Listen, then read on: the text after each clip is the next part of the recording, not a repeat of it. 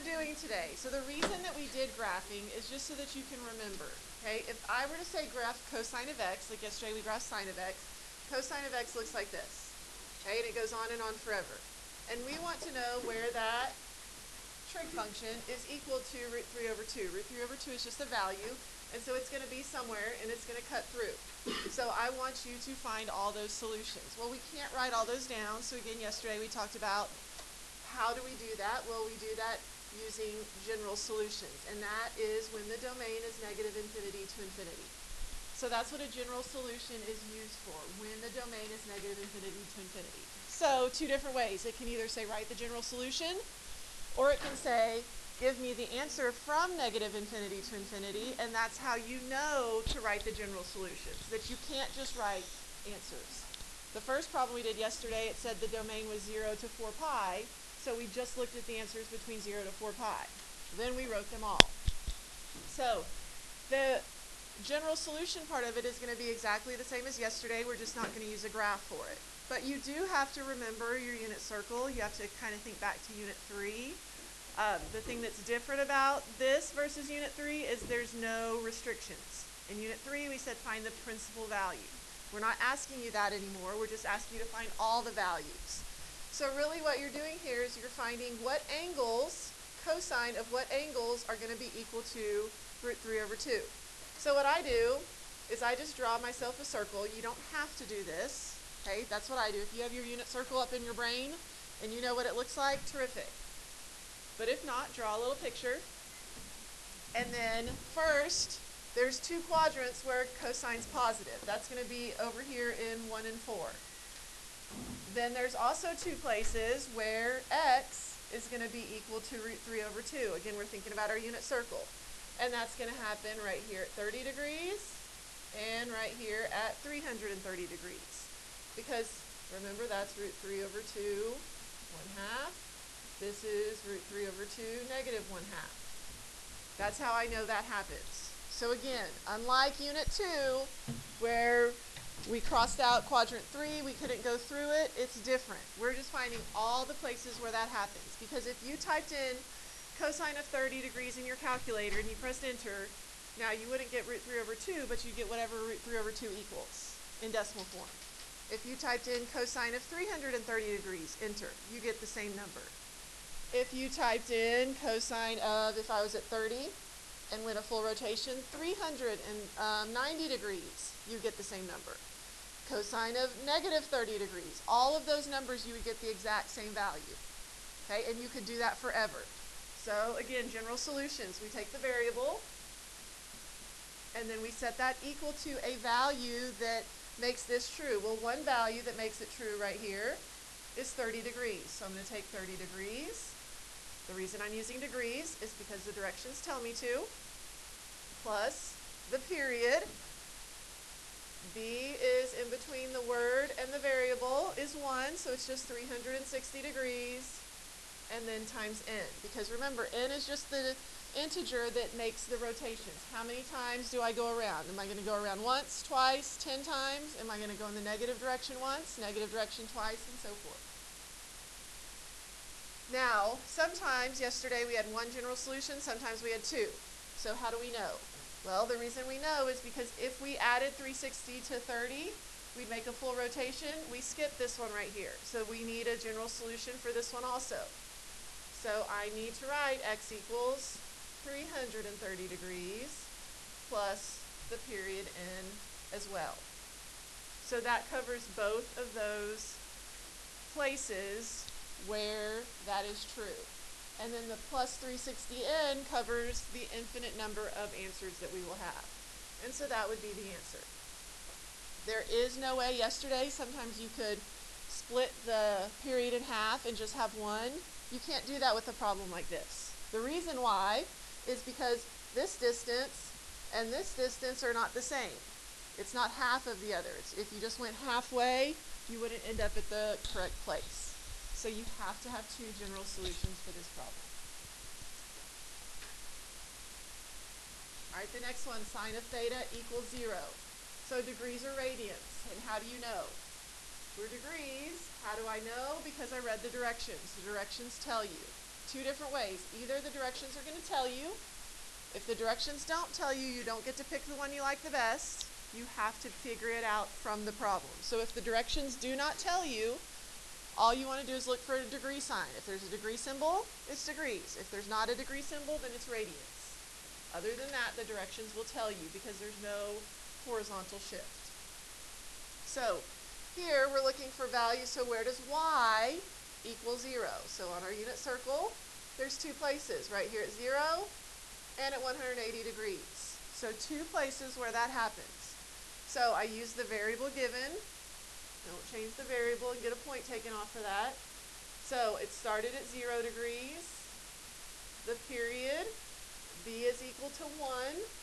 So the period is 360 degrees times n. However many rotations, whether it's in a positive direction or a negative direction, that's going to give me an answer. Then I could also say theta equals 180 degrees plus 360 degrees n, because that gives me all the answers over here. Y is equal to 0 over here, and then if I add the period, then I keep getting that answer. Now, this one is different because whether I go forward or backward, it's the same distance, right? So it's halfway in between. So this one you could simplify down if you want. You don't have to. Last period we had like 8 different answers on the board. Okay, there are lots of different answers that are correct for this one. So again, when you're checking your work, whether it's in class or on a review, whatever it is, before you count it wrong and think you did it wrong, check to make sure, because it might be a correct answer, it just might not be the way that I wrote it. I'll try to write it in different ways, but I can't always write it every way. Correct. So if you wrote one answer, you could use whatever. You could use 0 degrees. You could just write it 180 degrees in. That would be an okay answer. If you want to simplify it down, you can. It's not necessary. It is never necessary to simplify it down if you don't want to. I usually write my answers like this just because then I don't have to remember, well, can I write it more simplified or can I not? But it's correct. Some people earlier, so you could say theta equals, you could even have the 2 and get rid of that 0. Say 360 degrees in, and theta equals 180 plus 360 degrees in. That would be an acceptable answer also. Lots and lots of different ways to write this one. And again, that only happens when you look at it and the distance, no matter which way you go in a positive or negative direction, if that distance is the same. That first one, whether I went negative or positive, the distance was different, so there's no way for me to simplify that. All right, the next one, a little bit more difficult. Tangent of x plus root 3 equals 0. So we need to get it to look like these. Sine of theta equals 0. Cosine of x equals root 3 over 2. So all we have to do is bring that root 3 to the other side. So this becomes tangent of x equals negative root 3. You're always trying to get the trig function by itself. And that is including the angle. You can't separate tangent and x unless you do the inverse, but you can solve for tangent of x. So again, what we usually do in unit 3, inverse tangent of root 3 is equal to x. That's another way to write it. Remember, you can only take the sine cosine tangent of an angle and it equals its side. You can take the inverse of a side and it equals the angle. It's not necessary to write this. I'm going to write it this way because in a second what's going to happen is the period's going to change, and sometimes it's a good idea to write it like that. But again, it's not necessary to write it with the inverse. If that's helpful to you, then go ahead and do that. All right, so tangent is negative in 2 quadrants. It's positive in 2 quadrants. Well, positive over positive is not negative, and negative divided by negative also gives us a positive. So we know our answers are going to be in quadrants 2 and 4. So we just have to decide, is it going to be the point that has a half comma root 3 over 2, or is it going to be root 3 over 2 comma a half? That's what you have to decide. If you can do that in your head, terrific. If not, write those 2 points down. Like this one is negative 1/2, root 3 over 2. This one is negative root 3 over 2, 1/2. Okay, don't write the whole unit circle down because you just need those two values. So then, when we take y divided by x, or y divided by x, we can see that this one is the one that equals negative root 3. So, that's the first place it happens. So then, just like when I said, don't memorize the whole unit circle, memorize quadrant 1, and then everything else is a reflection, same thing here. If this one, which is 30 degrees away from the y-axis right here, then it's going to be this one down here. That's the one that matches with it. They always go together.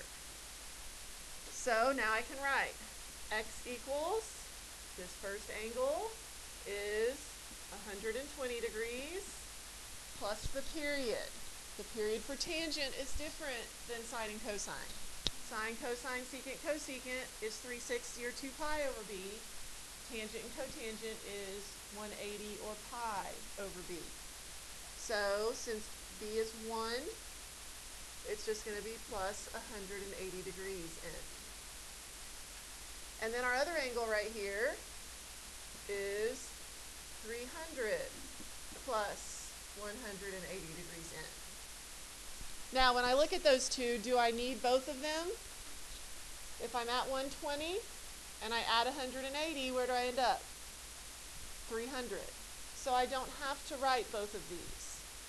Because remember, the period for tangent is half. So if the period is half what it is for sine and cosine, there's going to be twice as many answers. So we don't have to have them both. You only have to have one of them. And it doesn't matter which one. Okay? You could even say negative 60 degrees. You could say negative 60 degrees plus 180 degrees in. That's an appropriate answer. There are lots and lots of correct answers. Just like I said yesterday, all of you could write a different answer every single day, and they could all be correct. And you would never run out of correct answers. All right, and then these last three, we're going to use radians. Again, there's no shift. Okay, the shift happens with the angle. If you're adding or subtracting something to the angle, that's how you know if there is a shift or not. Now, this problem, this is no different than if I said 5 minus 2x equals 6. Do not freak out because of the word. Okay, that's why we did that big packet, so you could see the word, nothing else, nothing happens as far as mathematically what you have to do. The answers at the end are more difficult to find, but as far as solving for sine of theta, it is just like if that sine of theta was an x. First, we would subtract 5 and get negative 2 sine theta equals 6 minus 5, which is 1. Then you would divide by negative 2. So we get sine of theta equals negative 1/2. Okay, your goal is first always to solve for sine, cosine, tangent, the trig value of the angle. If it is helpful to you to do the inverse sine of negative 1/2 equals theta, you can do that, but it's not necessary. So we're looking for the angles where y is equal to negative 1/2. So it's going to be down in quadrants 3 and 4, because that's where y is negative. And it's going to be right here at 7 pi over 6, and over here at 11 pi over 6. That's where the y value is equal to negative 1/2. So our angle that we use is theta equals 7 pi over 6 is the first time it happens, plus the period. So right here, this is where you determine the period. This step right here, you always want to wait to find the period until you get the word by itself. And it doesn't matter in this problem because nothing changes, but later on in the last 3 or 4 sections, when you have a period change and you have different words and then you use trig identities to substitute in, you want to wait till the end to find the period. So our period is just 2 pi times n. And then our second one is 11 pi over 6 plus 2 pi n. And again, you have to have both of those because the distance this way is not the same as the distance that way. So there's no way to combine them into one. You can't do anything to that period to make it able to be combined into one single general solution.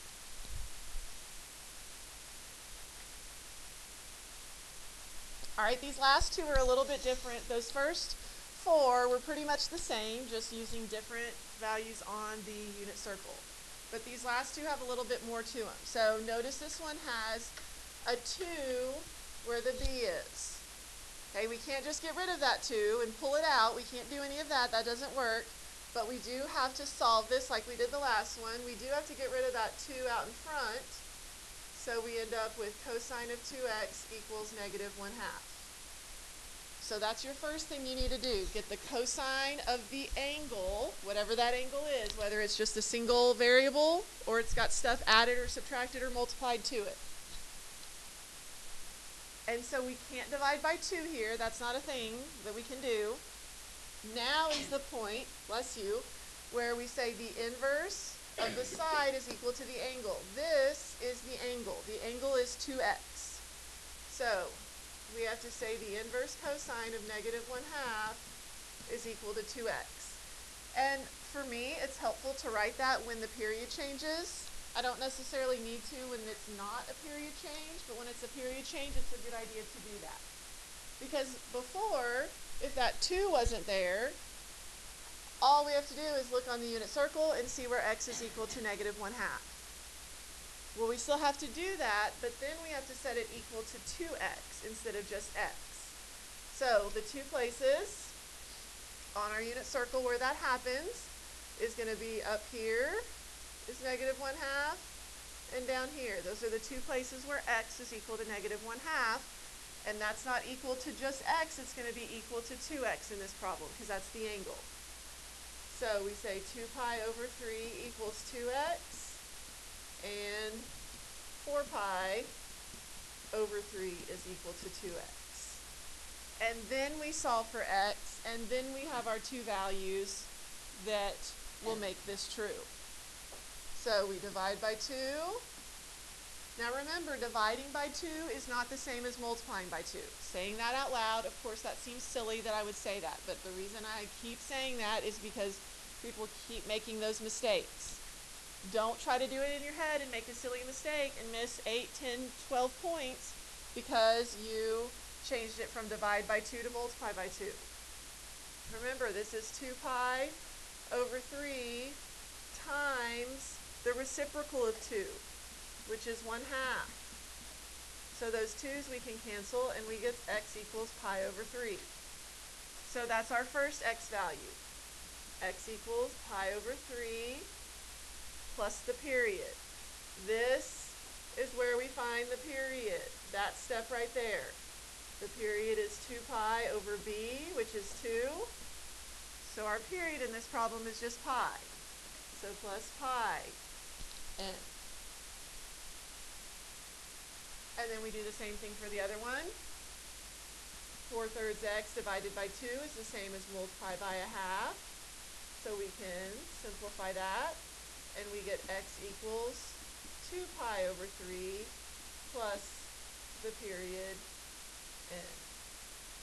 And the period again is pi, because once we got the cosine of the angle by itself, that's when we determine what the period is. Again, in this problem, if you did it at the beginning or right here, it wouldn't make a difference. But later on, it is going to make a difference. So if you just think about that now, then later on, you won't make a mistake and find the wrong period. Questions on that one? All right, and then the last one, again, a little bit different because there's a squared involved. And then ask the question, is it degrees or radians, and how do you know? Well, it's radians, and how do I know? Because the directions told me. Follow the directions. Always read the directions first before you just start working, because you don't know. In this unit, there's a lot of repetitive stuff, but the directions are a little bit different, so you want to be sure and know what you're answering.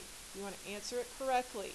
You don't just want to put all the things that we did, because if you just put everything that we've ever done, then that means you don't know what the directions are actually asking.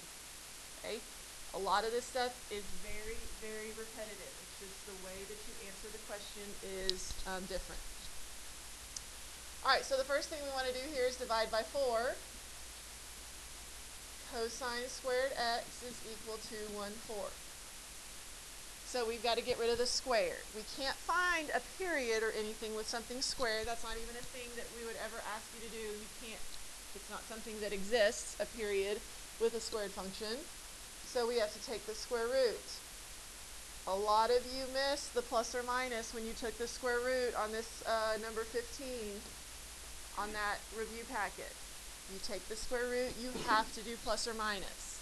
If you don't, half your answers are missing. So when we do that, we get cosine of x equals plus or minus. Do we know what the square root of 1 is? 1. I know that seems silly, but I cannot tell you how many people put the square root of 1. They put 12 plus the square root of 1 as an answer on the last test. 12 plus the square root of 1 is not something that you can't do. 12 plus the square root of 1 is 13. 12 plus 1 is 13. The square root of 4, we also know, which is 2. So now we have a very easy problem, but we have the plus or minus. So what that means is we're going to have an answer in every single quadrant. We have an answer right here, positive 1/2. Here, x is negative 1/2, x is negative 1/2, and x is positive 1/2. So we're going to have 4 general solutions, unless you choose to simplify it, which is fine, but you don't have to simplify it. So we take the variable equals the first value that makes this equation true is going to be right here at pi over 3 plus the period. Here's where we determine the period. The b value is 1, so it's just 2 pi. Don't forget your n. That's what makes the general solution. If not, you're just giving me one answer. X equals 2 pi over 3 plus 2 pi n. X equals 4 pi over 3 plus 2 pi n. And x equals 5 pi over 3. And so there are your 4 general solutions. Again, the reason we have the 2 pi over n, because answers are going to continue to happen whether you make 1 rotation, 2, 3, you make a negative rotation, negative 2 rotations, negative 3 at each of these places. Now, notice these are 180 degrees apart, or in this case, pi. So if you just wanted to put these first 2 and change the period to pi, that would be acceptable. It would be okay, because then you would end up in all 4 quadrants every time you added a pi to that number. All right. So that is this unit. Again, it's going to be a lot of repetitive stuff. What we're going to do tomorrow is kind of the same thing. We're just going to answer the questions in a different way. So you should get rid of